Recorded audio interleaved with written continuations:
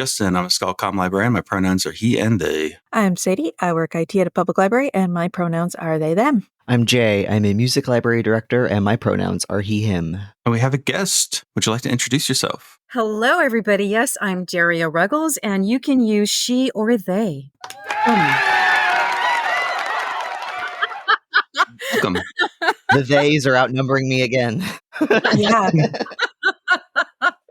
Well, I can't believe I got a round of applause already. Thank you. No, absolutely. No. So I believe you are familiar with Joe Clement, who does the radio show, the Old Mo Radio Variety Hour. And it's pretty funny that we're getting this out right now because Joe just gave me a note like last week that was like, you should have more library staff on to talk about staff issues. And we're releasing 2 episodes in a row that'll be doing that. So. Well, it is going to be Library Week. And just to be clear, Justin, you probably know this, but I worked at the library for 13 years, but I am now a union organizer. Hell yeah. Hell yeah.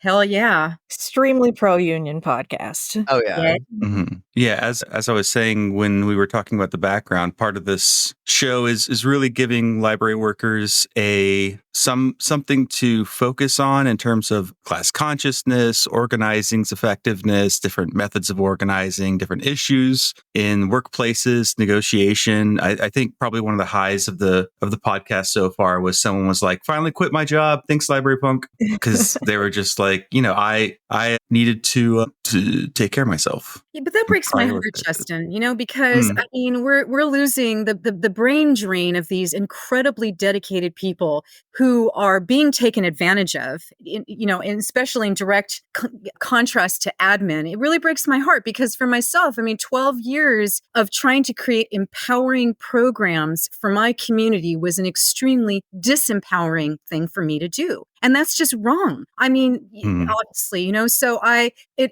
had to leave, because of that. So, and I know so many librarians that left and I understand that this particular library, FVRL, is known as the library you leave. You get your chops up and you do what you need to do so that you can move on to better things. And when I first worked there, there was so much hope because we had this gorgeous building in downtown, 83,000 square feet, gold, LEED certified gold, almost platinum. And, we had all of these amazing people with vision. They wanted to create like great places for small businesses, for nonprofit resources, bees and seed library and a garden on the roof. And, all of these wonderfully community-oriented, empowering programs and stand for things that libraries generally stand for. And it has been bled out so that we are now at the place where our workers, our frontline people that are doing everything that make the library a library instead of just a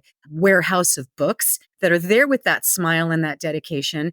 They're trying not to live in their cars, working full time. So this is what we're dealing with right now. And my whole point as a union organizing specialist is I believe that our community in general loves their libraries. And I don't think that they're in any recognition of the fact that the people that they love that are the library for them are struggling this much, they're that close to living and being part of the homeless population. And what I really want to do is wake those people up and get them to show up in support of the library workers, and to do that by signing a petition that we started. I also worked with some wonderful people and some staff to get, for the first time ever, a proclamation honoring library workers with the City of Vancouver and the mayor. Interesting, ironically, and very interestingly, I went right before a proclamation for the homeless. That was December 21st was going to be Homeless Recognition Day, in recognition of 9 people that died on the streets in Vancouver, and it's like that nexus of, hey folks, with this new director is making nearly $200,000, some, person who, by the way, came from Library Systems and Services and was the director there. And, and here we have these people that are doing the work who years ago, I have to say, we had steps. They took away our steps, and the steps were those regular incremental raises, which when I got there, they had already gotten rid of them, and everybody's talking about them. And actually, the president of this union, the former president of this union, she said, I'll die on that hill. And she got the steps back. Well, we are so far behind that what was once at least a livable job, maybe 15 years ago, now people are making maybe 9 cents over minimum wage. That's the reality. Over the years, I have watched many talented staff members leave our libraries due to the lack of pay here. This is the second year I've personally seen FVR libraries have to raise their entry-level wages just to keep up with the minimum wage of the state. The work we do here requires empathy, skill, and professionalism that goes above and beyond a minimum wage. Our bargaining team currently faces opposition from the admin team here at FVR Libraries in its effort to bargain a living wage. We need you to make this happen. Yeah, I was talking to one of the students I supervise who works in my library is considering getting another master's degree and maybe going to library school. And I told her, I was like, depending on like your professional goals or what you're interested in, like some realities is that like even though no librarians really get paid well, really one of the only places where you have any chance of like advancing in your career in any meaningful way is in academic librarianship, because there's more of that built in, because so much of that has gotten taken out of public library work. Yep. Which is bad. Definitely. Yeah, and giving that advice too is something of a controversial position between librarians that we talk about among each other, which is, when someone comes up to us and says, I want to be a librarian, I want to do what you do, which is like a very high form of compliment. Yeah. What do you say to them?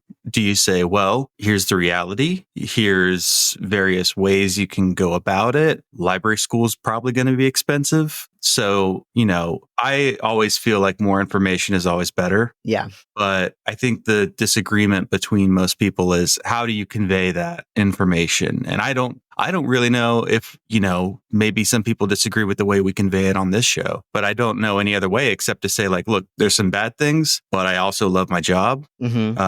I think it's pretty cool, the stuff I get to do. And I think being a librarian is pretty cool because you don't have to necessarily specialize too much. So if you have a broad base of interests, you might just it doesn't matter where you're working in the library, you'll just stumble across stuff because libraries are like that. And you'll just one day find yourself, oh, I was standing here 30 minutes reading a book about frogs. And it's like, oh, well, that happened. Yeah, it didn't dissuade her from maybe going into public librarianship, because she also would be interested in like doing like children's librarianship. And I was like, great, University of Illinois is a great place if you want to pay that kind of tuition. There are probably other great programs, but like, yeah, no, like it's a real issue the way that like people say they love their librarians, but so much when they're like, oh, I love the library. Well, even in an academic library, like I have heard stories of like when faculty like learn that their favorite journal is getting cut because of the budget, and they go, well, why do we need all these librarians? Just get rid of them. I want my journal. I don't care about these people. I want my stuff. Right. So it's like sometimes I worry that like to try to like, here's the people behind this. Like sometimes I worry that backfires in places. So I'm glad to hear the community being like, no, we like our librarians. Like hopefully that works. Because in academic libraries, it backfires a lot. And one of the libraries I previously worked for, when I first got there, failed a levy. And then when I was still in public services, or actually, I think it was after I transitioned IT, passed a levy. And they were part of how they passed the levy was by pushing the line that every employee across the line would get a 3% raise. We need this levy to be able to continue to pay our employees a decent living wage, right? Which was kind of funny because a lot of them weren't getting paid a living wage, but and that's why the community responded so strongly the second time around, like 4 or 5 years later, was because they did really love their public library. Many of them said, this is why I'm voting yes for the library, because I want these people, I want my library to be a strong place. So I think that, Derya, that's a really good angle to be taking, especially, we're both in Washington State. I hope that holds true across, multiple places. But yeah, I think that sucks that happens in academic libraries. Yeah, absolutely. It's a false division. I mean, if there is a divide, if there is a line, that line is not materials and workers. That line, am I allowed to curse? Oh, Yes. That fucking line is is the line between admin Yep. that are overpaid and everything else. If you want to draw a line in the sand, folks, you should have your journals, you should have your music, you should have all of your materials. And hey, maybe you don't have to pay these admin people ridiculous high six figures. Yeah. One thing I like about my university in a lot of ways is it's very working class. It's a public university. You get the vibe because I've interviewed all over the country, right? So I've gone to different places. I'm from the South. So I've interviewed up in Boston for jobs way in the past and felt very out of place at certain institutions. And when I interviewed at my current job, I interviewed twice because I interviewed for 2 different jobs. I was like, yeah, I get it. Because the population's all working class. The faculty who are from here are all working class. And unfortunately, that also means that in some ways, like there's a big wage compression issue because the very top is paid a reasonable amount, but they still need to maintain this hierarchy of pay, which means that the compression pushes down further and further to the point where our all of our LA ranks were grossly underpaid for a long time. They finally got it fixed. But one of the things, like Jay was saying, it's easy to move up in ranks if you change jobs. Yeah. If you stay in the same job, you are disincentivized because your pay will not keep up with the new hires. And so that's how you get this terrible pay compression. Yeah. Or you have to like or- your rank can change. Like if there's like librarian 1, librarian 2, that kind of thing. How did they fix it, Right. Justin? So what the university did is there was a push to put all salaries in the university above the 25th percentile. So if anyone was getting paid below the lowest 25%, their wages would get adjusted over like 3 years until it was at least at minimum nationally in the top 3 quartiles of pay. So that became interesting for librarians because a lot of our librarians are paid a good wage, but not actually like percentage wise very high because it's very cheap to live here for one reason. So people don't really mind that much. But every time my pay has been adjusted, it's gone up, quite a bit because they're comparing it to national salaries. But the biggest changes were at the very bottom where people were getting paid like $25,000 a year, jumped up to like 33, 35, 36, over a couple of years because that was just where the underpaying was worst. So how did they, the process was what? Was it negotiations in a contract? What was the mechanism? It was at the direction of the university president. Many of the financial decisions are centralized at the university president, which has been a problem in some ways, but it was mostly just to make it a competitive place to hire. And so being able to say, hey, we've fixed all these wage issues, it looks pretty good. It's a sensible thing to do when you're trying to invest in the long term, because it's our university is made up of multiple legacy universities that merge together. So our university itself is only like 10 years old, 9 years old. So if you want this new university to like keep going, you kind of have to invest in it. So yes, I am a member of like the Texas State Employees Union. That's more of a business. It's not a business union. It's more of an industrial model. They mostly do advocacy at the state level to try and get pay fixed because of those issues, because public employees in Texas get regular COLA adjustments, except for academic public workers. We are not part of that pay scale. So the pay stagnated all across the state for a very long time. And that was why some of our pay rates were so abysmal. I've tried, trying to figure out like what union could actually represent here. Maybe the AFT might be an interesting group to try and bring in. Very interestingly, because of some free speech. You remember when free speech was like a big deal? Before we lost it, you mean? Yeah. Well, when it was like Republican governors kind of big thing. What happened was every public university in Texas outside of a building became a free speech zone, which meant finally they couldn't stop the unions from showing up and recruiting outside of the library. So that was when I first joined the TSEU. But any union could do this. So we could start tabling unions all across campus for the AFT if we wanted to, and they can't do anything about it. They have to let us on. So it has been very interesting. That is interesting, Justin. I have to tell you, I'm engaged in this community that I live in anyway. I actually serve as an appointed commissioner for the Transportation and Mobility Commission, and I was very engaged in keeping a fucking shithole. Sorry, can't help it. Since you said I can curse. I've said worse. There was a proposed oil terminal. I mean, it's so bad. That's a whole other discussion. But anyway, I worked with teachers and nurses and kids and the tribes and everything. We worked 5 fucking years to keep those, Tesoro Savage was their name, oil terminal, out of here. And instead we have this gorgeous waterfront. But one of my pals who was also a neighborhood leader, and I heard him speak truth to power, and we became friends because he spoke to the port commissioners and he goes, yeah, you bring this in, you get the profit, we get the poison. No. And I was like, who is this guy? So we're now friends, and he is now a port commissioner. Yay! So yeah, we need that applause again, man. So yeah, so the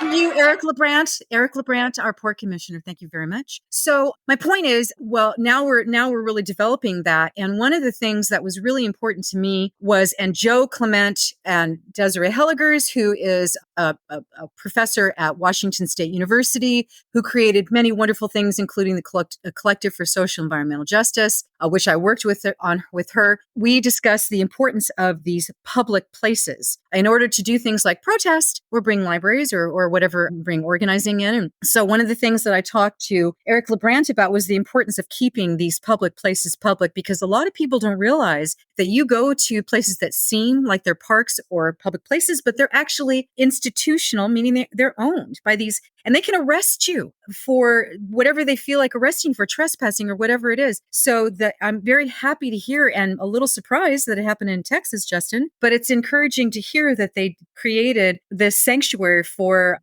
being able to protest and make it a public place and continue to make it public so that we can stand up for things like freedom of speech. It was definitely an unintended side effect, because as you know, the Texas legislature meets in Austin, which is like the most liberal city in the state, and they hate the fact that they have to be in Austin for a second longer than they want to be. So they think this is what every campus and city is like. So they're like, we need to make sure there's lots of room for conservative free speech. And then, of course, most of Texas is actually pretty conservative. So you just open it up for people to, you've got like the Baptist Student Organization with their weird theological questions that I used to take a picture of and post to my Bible study group and go, can anyone make any sense of this? And that was always fun. But it also means that any union can table. And that also means, we really have had nothing but kind of good things from it. There've been pro-Palestinian protests on campus, and people, I remember when the IWW was still a little active here when I moved here. And I remember I was in a protest with the IWW, and we were protesting children who'd been killed at the border. And we just kind of took it around a shopping mall. We made this big thing that we would carry, like kind of like the Ark of the Covenant thing, and it just had pictures on the sides. It was decorated. It was a very nice tribute. And we walked it through like a shopping mall, just chanting, and people were like just taking pictures. So like, we've never seen a protest down here. People just don't get like actively politically engaged in rural communities, right? And I'm from a rural place, so I understand this. But yeah, it's the people are out there. You just got to find them. Yeah. Go ahead. Sorry, go ahead. I was just going to... You go ahead, really. I was just going to say that, like, this is something I've been talking about. So there's a local Black Rose chapter here in Boston that I'm involved with, anarchist organization. And we're trying to build like a little labor contingency within it. And one thing that we talk about so much is that like within, like, not just within Boston, but like one of the unique things about like syndicalism and like labor organizing is that like it is one of the ways that you can bring people together, that you can do some like coalition building within an organization of people from different backgrounds, even different like political beliefs. Like when I was in the AAUP at my previous job, like there were people in that union whose politics I didn't agree with. And like, I don't love that, but like, it's an interesting way of like, when people start realizing they have some kind of common ground, and then you can just radicalize them. But like, it's an interesting, like labor organizing is one of the places places, like one of these sites of organizing, of political action that like brings people together that might otherwise be polarized against each other. Oh, that's a great point. First of all, that is the point of union. I mean, economic justice is something that completely precludes, supersedes, does not have anything to do with politics. You can be left, right, center, extreme on either side. But if you care about economic justice, we can all stand together for solidarity. So yeah. And I wanted to say, Justin, the one thing that I love about what you said was that what you did was something very visual. Like one of the things that I think about is how, because there's such a cacophony, there's such a reappropriation of things like, oh, I don't know, the American flag. I mean, we don't have that place of purple, so to speak. I can't even believe right now. I cannot believe, and I'm not even looking at things. My love looks at things and he can tell me, but I can't fathom that insane con man is even being considered. So we are in a place like, and I know to a certain degree, and forgive me if I seem extreme, that we live in a corporate fascist state. Come on, we do. Yeah. So we're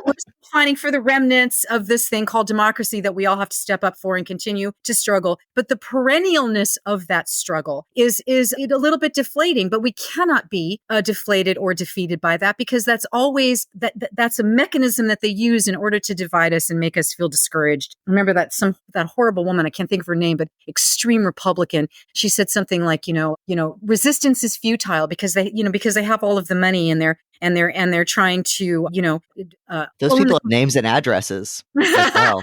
But see, I don't, and the thing is, it's such a, I believe in free speech for everyone. The whole ACLU thing, sometimes they're like, you're going to represent that Nazi. But, the idea that free speech really is for everyone, and the fact that they created that, the groundwork there for the conservatives to be able to speak up in Austin, and then the outcome that was not intuitive to them was that everyone gets to, and it ends up being more of the progressive people. So I think being able to create that opportunity to have civility again, it is absolutely the success of propaganda to me that we're even in this state. It shouldn't be this way. We should be able to have reasonable conversations, as you said, Jay, about things that we all agree upon, like economic justice. Who thinks it's okay for people to live on the streets? And why are we in the state that we are vilifying the people that have that? Are you fucking kidding me? People are like, well, they want to live there. Oh, really? They want to be. They do. What's wrong with that too? Yeah. But if people do, there is something, Jay, there is something about like,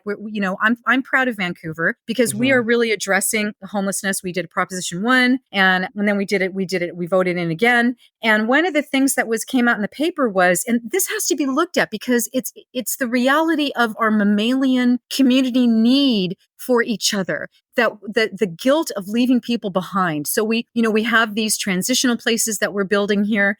And the people who get to go into that housing feel guilty leaving their friends behind because they look out for each other. They create community on the street. They're not looking at that. They need to be listening to those stakeholders, those feet on the street people that are saying these things. Is there something else we can do? We haven't even looked at that.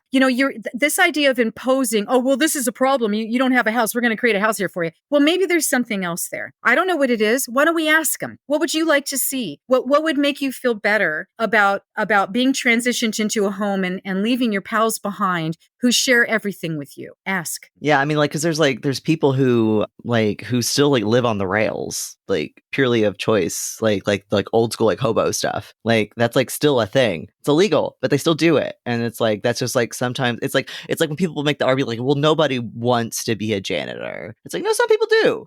Some people want to be a janitor. There's nothing inherently wrong with that kind of work.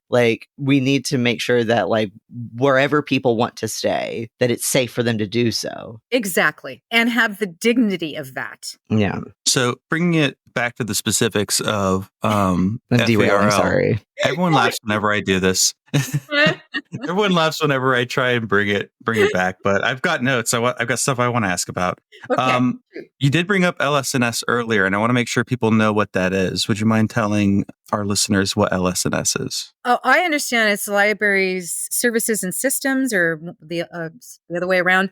From what I understand, and probably Justin, you have a deeper knowledge of this, but it is a service that now is considered one of the largest owners or operators of public libraries. And what they do is they take pieces of the service of libraries and they create independent contracting. And their whole thing is that they're supposed to be partners and working with taxpayers in order to create a higher level of service, but getting rid of any fat that might be there or whatever it is. But from what I understand, what the promise is false. And what they really do is they privatize our public services. They are anti-union. And there was a really good article on them on Truthout, if folks are interested. So I had only found out about it when we had this new director coming in and for FVRL. And I was like, wait, what? And the interim director had never heard of it. I had never heard of it. And that's scary to me, that there's something that is now considered one of the biggest operator or owners of public libraries. First of all, that's an oxymoron right there. How can you be a owner if this is a public library?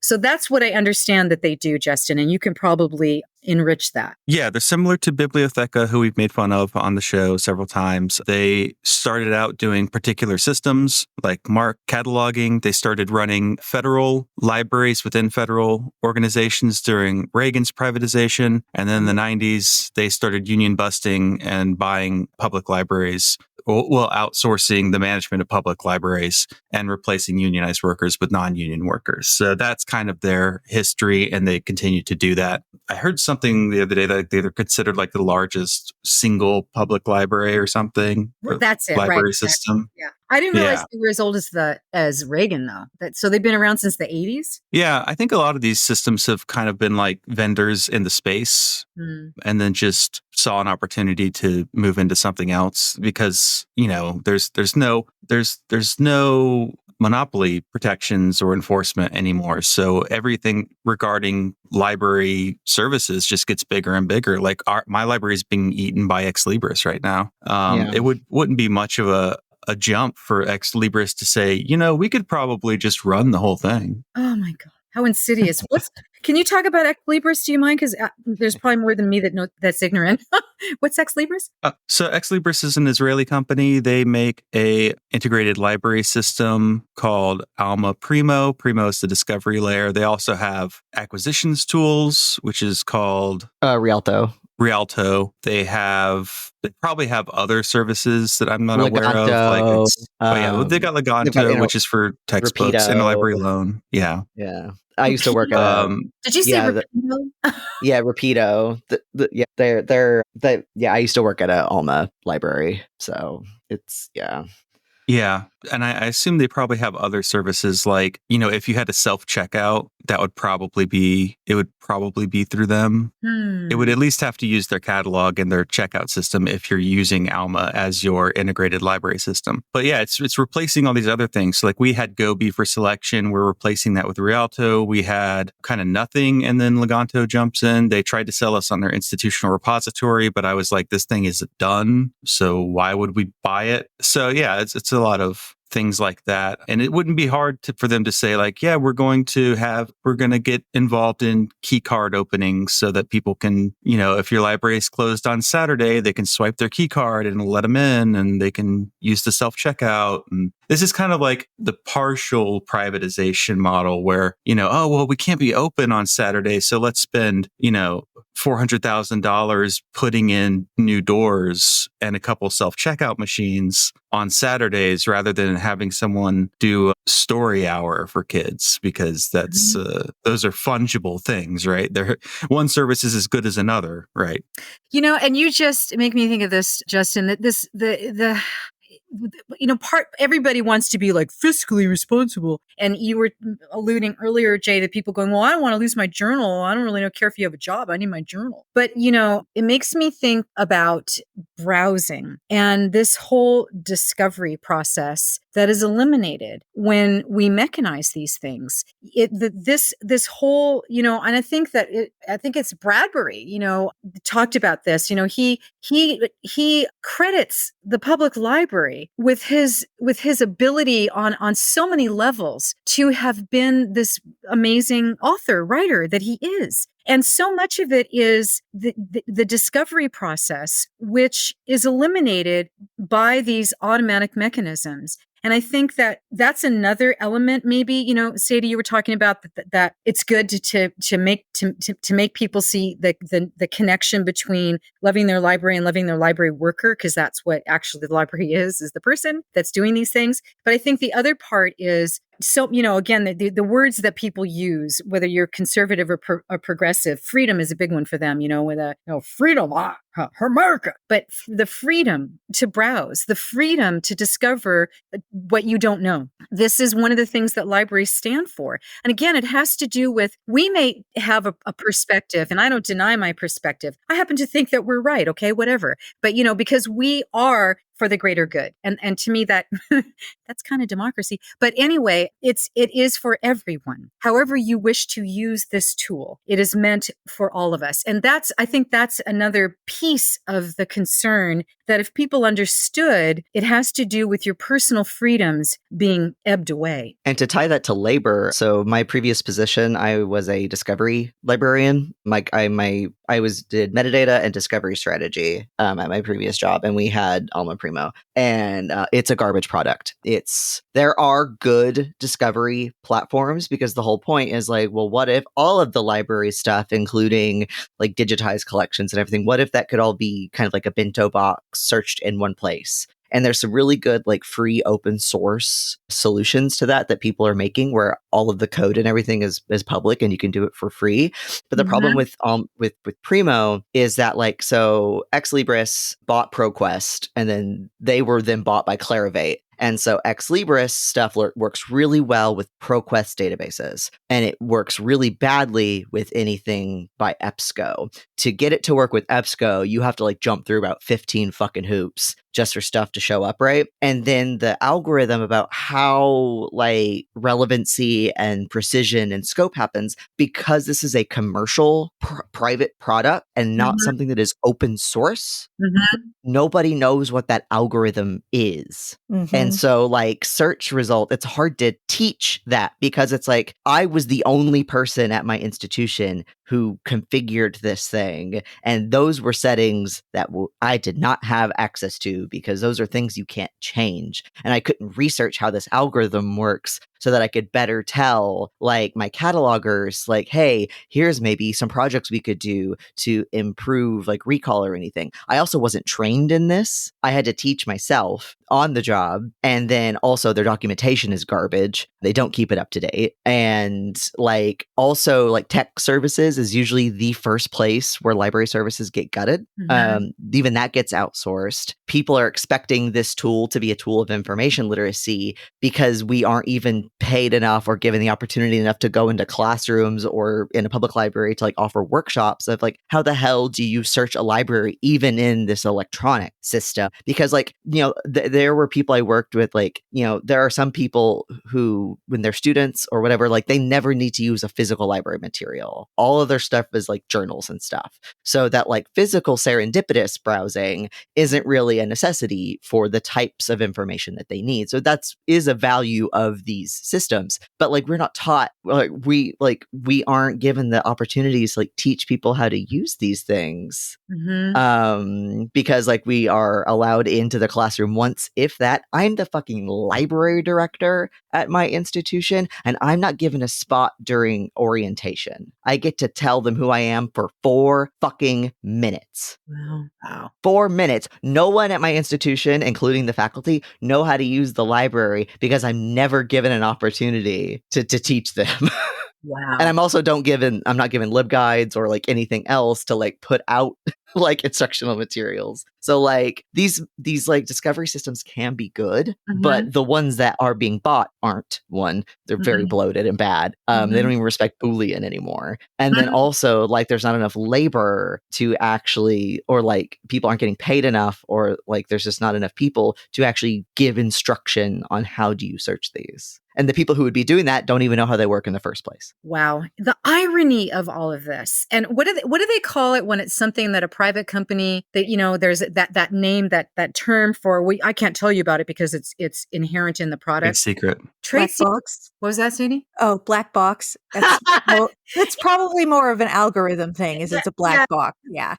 When a company is like, oh, we'd like to tell you, but we can't because it's inherent in the product, if there's a name for that. But so they're using that excuse. When I think about everything that Jay just said, the irony, EBSCO, I worked with EBSCO and ProQuest, and he's saying they don't even honor Boolean searches. I mean, the irony that the bastion of access and the cornerstone of democracy is getting privatized to the point where it is becoming an emblem of the very thing that is antithetic to that. And it's been happening one cut at a time, the insidiousness of it. I mean, I didn't even know that all these things got bought up, that ProQuest and EBSCO are now part of this Ex Libris, which is part of this Israeli company that bought up. I didn't know that these things were even happening. Mm-hmm. Yeah. I mean, again, part of the mission of the podcast is mostly propaganda, but in the term of sense of getting information out there. Propaganda is kind of a dirty word after a while, but when I had to take a lot of Soviet history, when you read about like the history of propaganda, it just means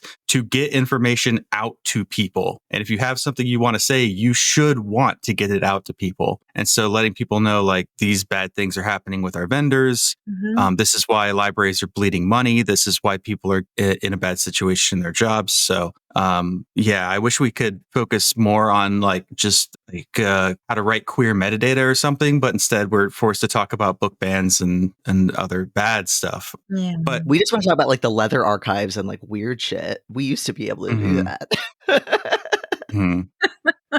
By the way, if you're in Chicago, go to the Leather Archives. Yeah, Leather Archives Museum. Mel is very cool. I want a band. I want a band, and I want to be called Leather Archives. Let's make a band. We already have great music to begin with. That Audrey, nicely done, Audrey. Mm-hmm. I'll make sure she hears that. Okay. It's interesting though, because what I want people, particularly maybe Derya, for you to take back to people is to keep an eye on what's happening in the UK. We've had a guest on, Alan Wiley. I'm going to put his Twitter in the notes because we had this discussion about libraries as good. What's happening in the UK? So in the UK, it's slightly different because libraries are a statutory right, meaning you have a legal right to a public library. In the same way in like many states' constitutions, you have a public right to a public education, right? So in the UK, they have a Libraries Act, which says you have a statutory right to a library. But since UK is like a true believer in austerity, right? They didn't realize that, no, this is what we're supposed to do to other countries. They actually did it to themselves. So they've hollowed out all of their infrastructure, right? So what's happening with libraries is the idea of like having a public servant have a good job just doesn't seem to resonate politically with them. At this point in time, hopefully that'll change. And I think it probably will, because I think the neoliberal consensus is kind of breaking apart in terms of like small things we're seeing in the Biden administration, small things we're seeing with the Tories and just other people around the world. They're realizing, oh yeah, you have to actually build stuff before you can sell it off to the private sector. If you just sell off everything, there's nothing to sell to your buddies. So I think maybe there'll be a little more investment. But what happens in the UK is, since they have to have a library, it doesn't say you have to have a library professional staff. So what they do is they hand over the management of the library to a nonprofit, and the nonprofit will run it with volunteers. Oh.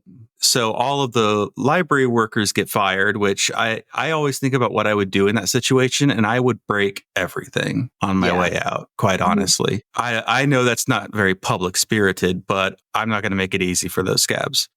And so then they get a bunch of people who are not library workers, have not any experience, have no incentive to show up. I mean, wages are a crap system, but it is kind of ensure that, like, if they stop paying me, I'm going to stop showing up. So it does sort of ensure that people do actually show up and run the services the way you want them run. Wages are an exploitative system, but they do kind of like keep people motivated more so than just, oh, well, I'm not getting paid anyway, so I'm going to take off. Yeah. So yes, I would keep an eye on that in terms of as a potential strategy rather than just privatization, but a non-profitization of public libraries is also a possibility. And if that strategy comes to the United States, I haven't seen it yet over here because the political climate's somewhat different, but I would, keep an eye on it and see if the rhetorical shift starts to happen. What would that mean in terms of, undermining the library work should be a good job, like a livable wage. It should be a good job, just like being a firefighter should be a good job.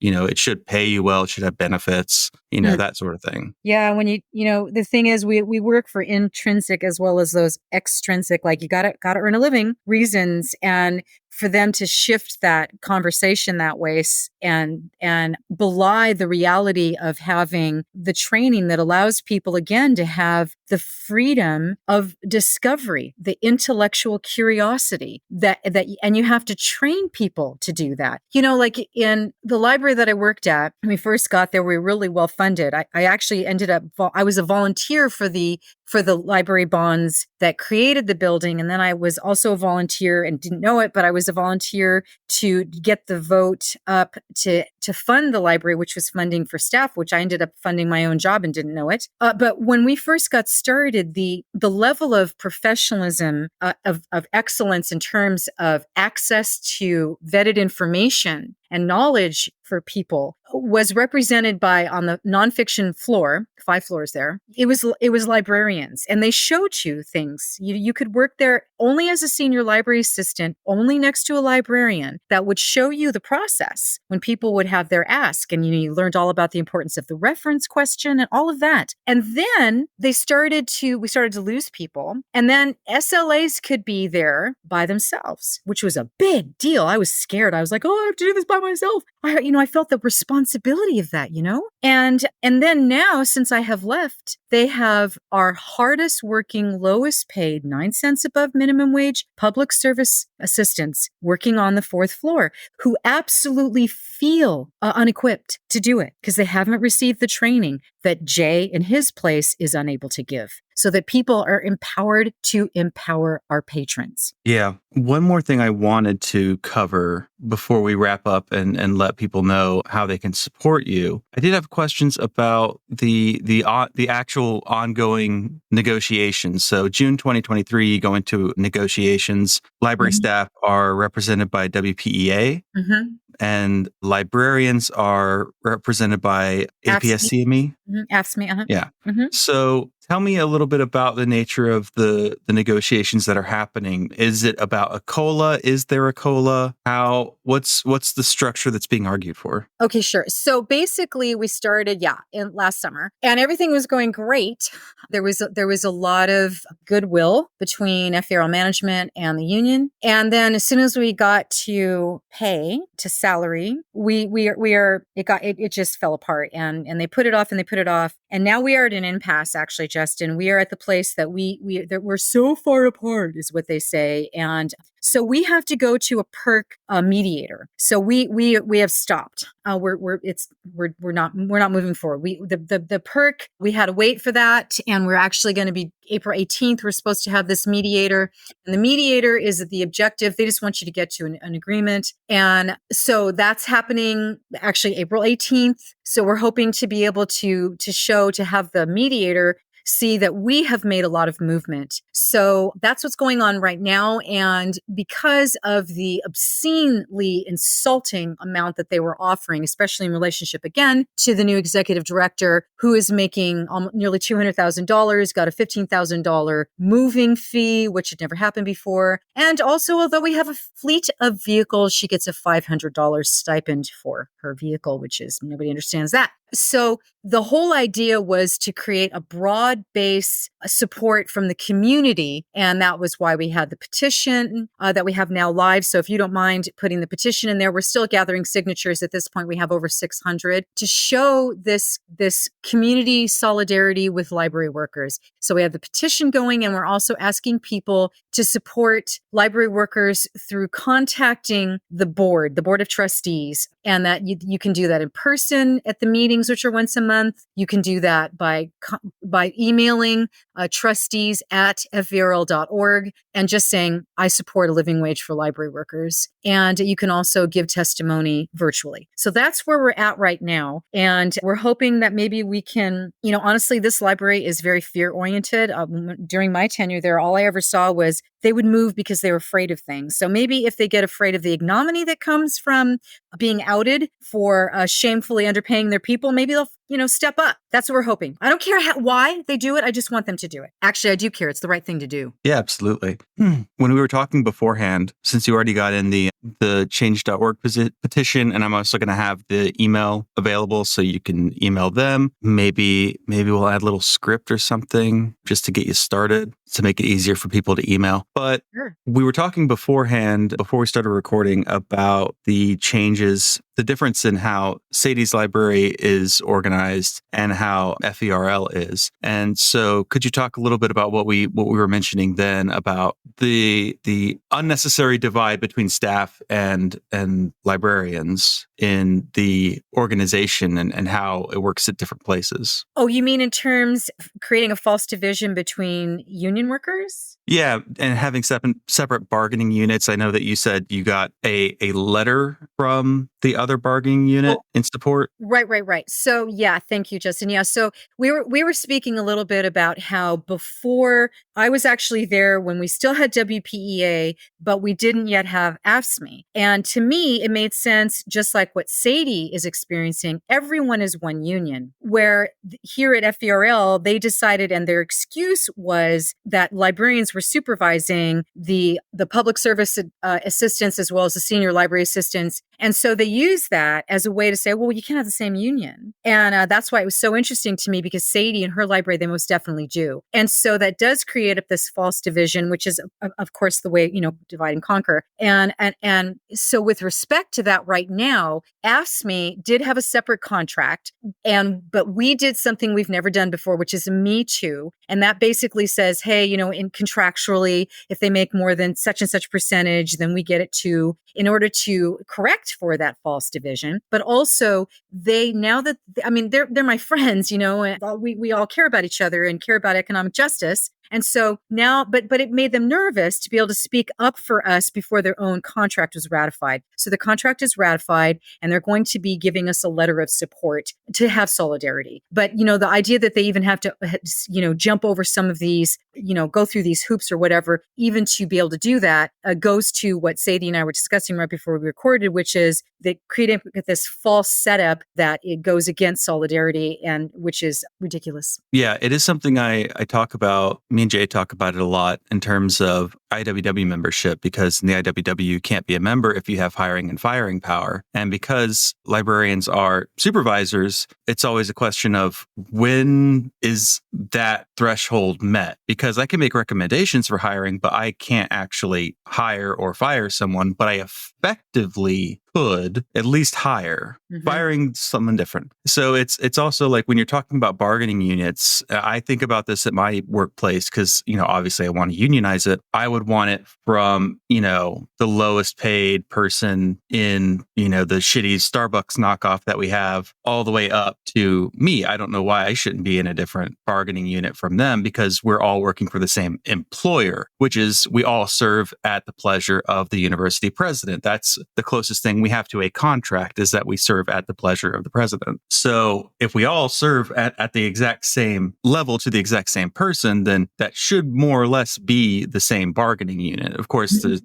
different people have hiring and firing power, but it's sort of that number of people is surprisingly small. Even if we are all like my job, I am administrative and professional. That's how I'm classified. I'm not faculty. I'm administrative and professional, which means technically, I guess I'm the same classification as both my supervisor, who definitely does have hiring and firing power, and his supervisor, all the way up possibly to the president. We might all be in that same classification. So it always makes me think, like, if we were to unionize this school specifically, what would that look like? Would we have different bargaining units, and how could we keep the bargaining units as small as combined as possible? Yeah, and at least in my experience, because the first library I worked at when I was doing public service had a librarians union and everybody else was not unionized. That's different now. I believe that there's still two separate unions, but at the time that I was there was basically a crushed movement to unionize everybody else. And part of the huge problem of that was, the librarians were already unionized. And they have a lot of influence as sort of those professional credentialed, like kind of employees. And that was part of the deal with the union is you had to be a credentialed librarian to be a part of it, right? So that's why nobody else was a part of it. And it definitely did create kind of the false divide, because even when they did support us, they weren't working for their own, towards their own unionizing movement. So that kind of made it hard for them to support us in any material way. And then when the movement kind of got crushed and couldn't get enough votes to even get to couldn't get enough signatures to even get to a vote because people were so paralyzed with fear, that what then administration turned around and did and said is, well, we're giving you all of the same perks as the librarians union. We're going to fix this, but without us actually without actually being a union. So it's like, you can give us all of those perks, but they don't actually matter because we don't actually have anything besides, policy that you get to change whenever you want to say whether or not, we have these same perks as the librarian union. I'm really happy that they did manage to get unionized. Not happy that it's still a kind of a split thing. And at the library that I worked at previously from one now had a manager's union and a paraprofessional and everybody else union. And it caused a lot of trouble too, because it had been one union. In that union, a lot of the supervisory and manager people took leadership positions within the union. And so a lot of them would act as president and this and that, which it was a very small library. So it wasn't actually that big of a deal because everybody was really, really working together in the same team. And when it split, they started to have trouble getting people to actually step into those positions. And then when those people were in those positions, they didn't necessarily have the skills to negotiate properly, because that was kind of a thing that the supervisors already knew how to do. So when I first joined that, it was really sort of chaotic and couldn't get anywhere for a couple of years because they just didn't have the skills. They didn't have the people. People didn't necessarily want to volunteer for these positions because they seemed, harder. And yeah, so I'm really glad to be in a place where there is just one union. Like I was saying earlier, our union board, our executive board, is a mix of supervisors and non-supervisors. And a lot of what I've seen from our union too is those supervisors turn around and they're really advocating for their own employees. They're supervisors of clerks who are the lowest paid at minimum wage position. And they're really advocating for their own workers that they work side by side every day, that they deeply care about, because they're a team. They feel more of a solidarity with their own workers than they do necessarily with the rest of the management team of the library. It's a pretty big library system. So the division of labor there is really important in that it's really influential when it happens. It can be really, really good when it's not that the separation, but when there is no separation, it can be really, really good when it works. So it's just from my experiences. That's such a shitty tactic. And can I say something real quick before we have to go, say that you are saying basically in a word, solidarity. And when the other thing I'm going to say is the idea of fixing it, no. Here's what's different. If you've ever been in the service industry and been a server, everything is whatever they decide, short of cleaning toilets, if you've ever been a server. What's different here is a contract. A contract means consideration for both parties. That's the difference here. That's the union difference. We negotiate, you have a seat at the table, and we make the contract about the dignity of a living wage. And we have the solidarity of all of us for economic justice. Okay, my rant is over.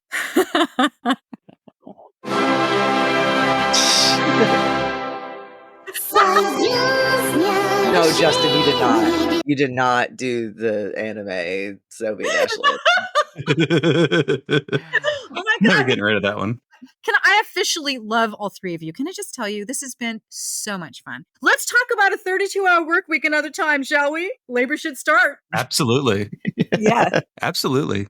Okay, so the petition is going to be in the notes. The email for the board is going to be in the notes. I'm going to give you a 1-sentence head start so you don't have to stare at that scary blank email page. So use that to fire off an email. Quantity matters. I will put their phone number if you want to phone zap them. Let's see what else is going to be in the notes. The ability to attend meetings through the FVRL website is also in there. And maybe the link to Joe Clement's piece. I don't know when you're airing, but that would be great because he's doing yes. a piece, on this Monday. Yes, if that's out, I'll also link to that. I think there's already a link for it, so I'll be able to, even if it comes out before that. All right, well, thank you so much, Derya, for coming on. Thank you so much. It was great to be with you all. This has been so much fun. Thank you. Yes. Good night.